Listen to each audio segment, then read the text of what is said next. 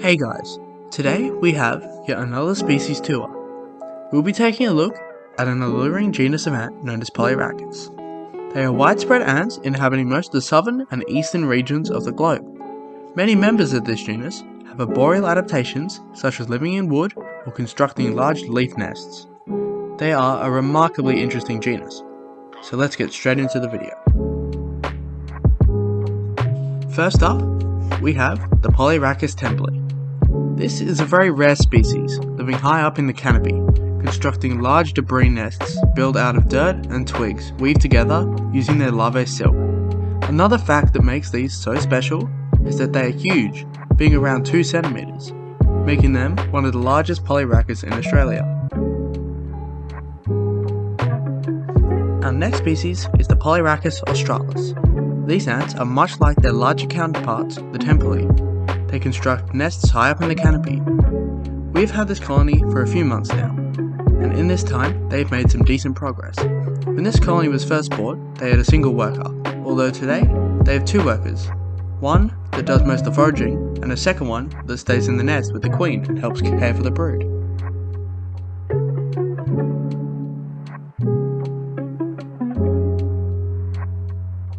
Here we have a breathtaking species, the Polyrhacus rufimare. These polys are no joke, sporting a metallic golden back tipped with vibrant red appendages, and to finish it off, a beady black head. This species is found along most of Australia's eastern coast, starting all the way up at the tropics of Queensland and down in the temperate forest of Canberra. We originally got this colony from just the queen with a little pilot brood. This queen here is a Polyrhacus monchiburki, another golden-tailed spiny ant. We have had this queen for quite a while now.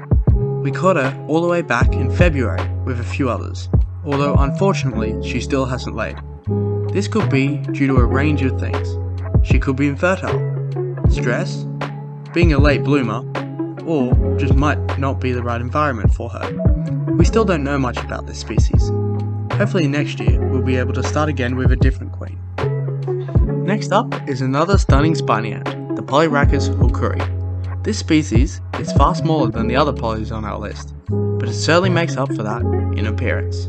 This queen is metallic green on her back, fading down into a sapphire blue underbelly.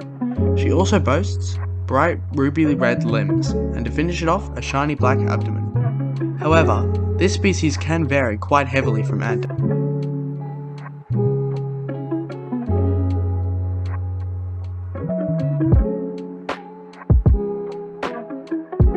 This unique spiny ant is the Polyrhacus damali.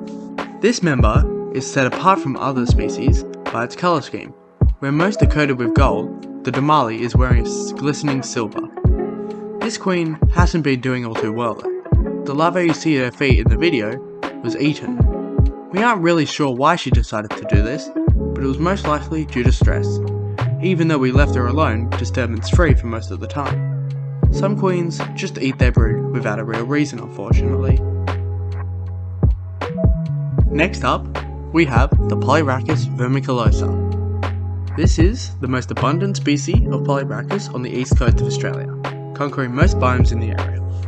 Most other Polyrhacus species have colonies with a very scarce number of workers, but not vermiculosa. They can have colonies with upwards of 5,000 workers, which also helps them with their success.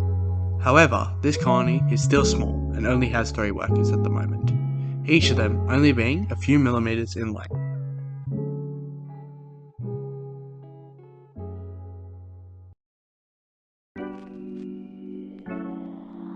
These ants are Polyrhacus pyrene. We found the queen of this small colony in quite a bad state. She was crippled, missing antennae and a leg, although she was able to push through her handicaps and make a great recovery, now caring for her first worker. Something that sets this species apart from most is their polygynous adaptations. We have found these queens tucked away in founding chambers with several queens, up to 12. However, many of them do die off when the colony starts to get large. Finally, we have Polyrhacus femerata. This species is another arboreal one, living within the tree branches, carving out tunnels within the wood, or simply just living behind the bark. They are commonly found in stringy bark trees, where they can live in the flaky and fibrous bark.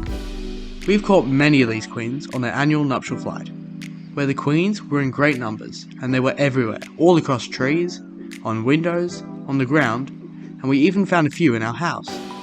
Although we failed to house a lot of the queens and a lot of them died, except for this one. But the one that is left is doing quite well now, living under a piece of wood in a container.